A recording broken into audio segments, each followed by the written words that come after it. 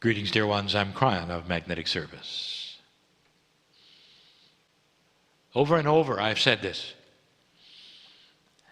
The voice of my partner you've listened to for over an hour, he sits down and becomes someone else.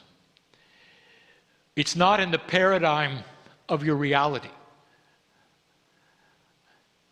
Some have even called it a cult because the strangeness of it. It's simply because you're not used to it. There are those of you who will go and meditate and pray. And you will sit there in your quiet time. You'll feel the love of God. An overwhelming sense of peace and joy that things are all right will come to you.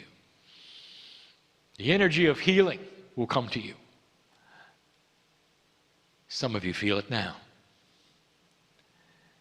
And the last thing you're going to do is question if it's strange or odd or weird or appropriate. All you feel is the hands of God taking yours.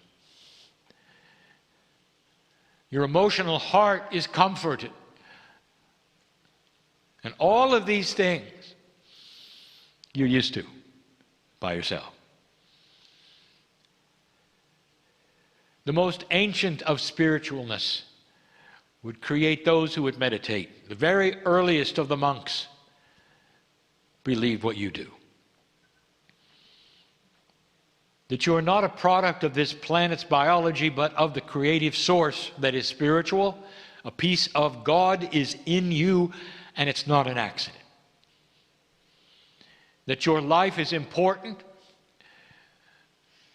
and that God knows the count of hairs on your head. This is how close you are to the creative source. Not an accident, not born dirty. Magnificent, each one of you on this planet in your own path. And you look around and you can say, how can this be when there's so much poverty on the planet?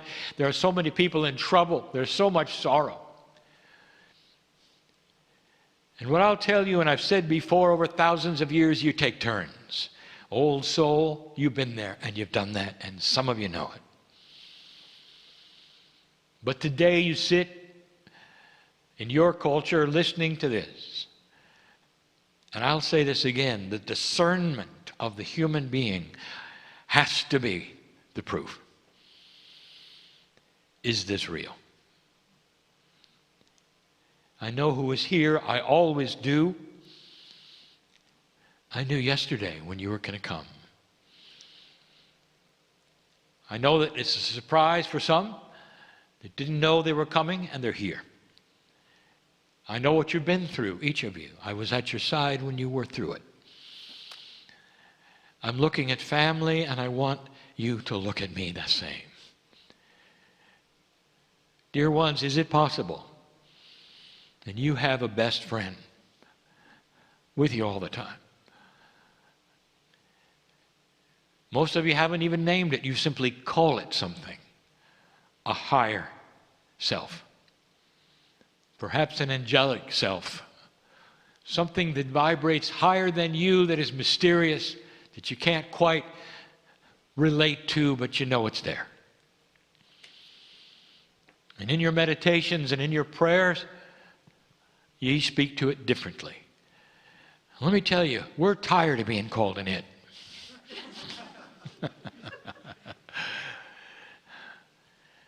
We're home. We're home. That's who we are. I want to give you another concept if you haven't thought about it. Your best friend, your higher self, is your soul. And this soul that you have, that you really don't understand, is the same one you had in your last life, and the one before, and the one before. Therefore, there is one soul for you, and many lives. So when you take a look at who you were in what you would call the earth's past history, you're looking at your best friend, your soul. And this is why we tell you that your Akash is rich and deep with resources. Think for a moment, old soul. If you could, even for a moment, open the door, and this best friend who is you and your soul, which you consider to be your consciousness, could then start to tell you who you were. More than that, start to bring forward what you'd learned about staying younger, about being healthier, about the experience that you've had that you don't have to have again.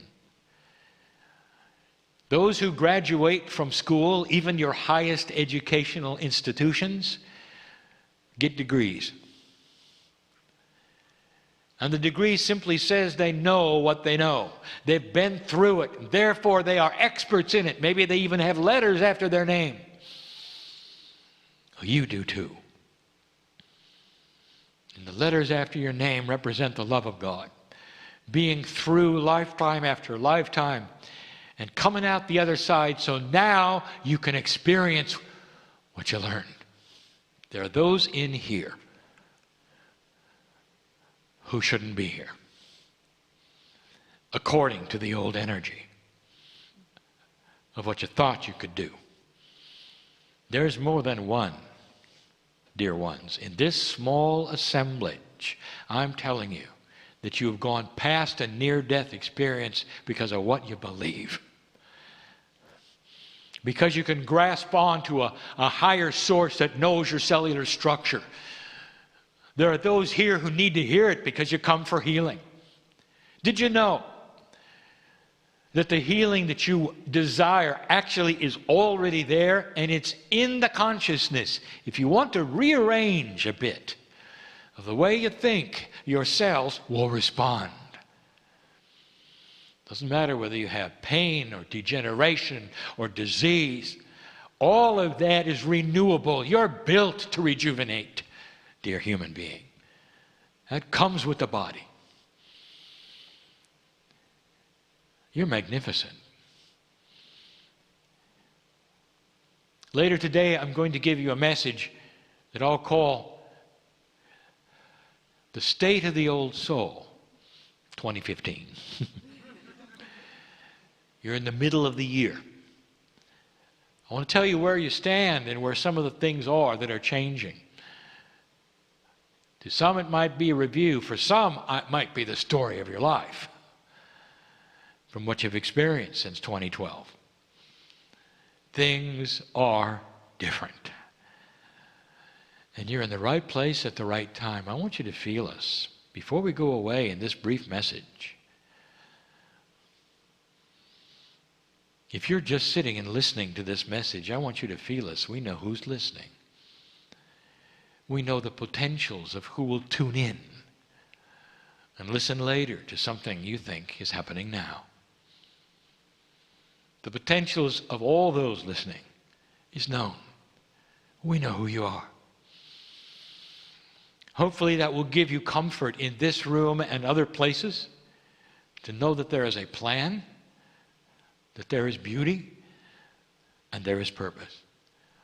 Despite all that you see around you, despite that, what you see on your news, your television, your programming, I will tell you, we know what's going on. And it's not an error. Stay tuned, there's more. And so it is.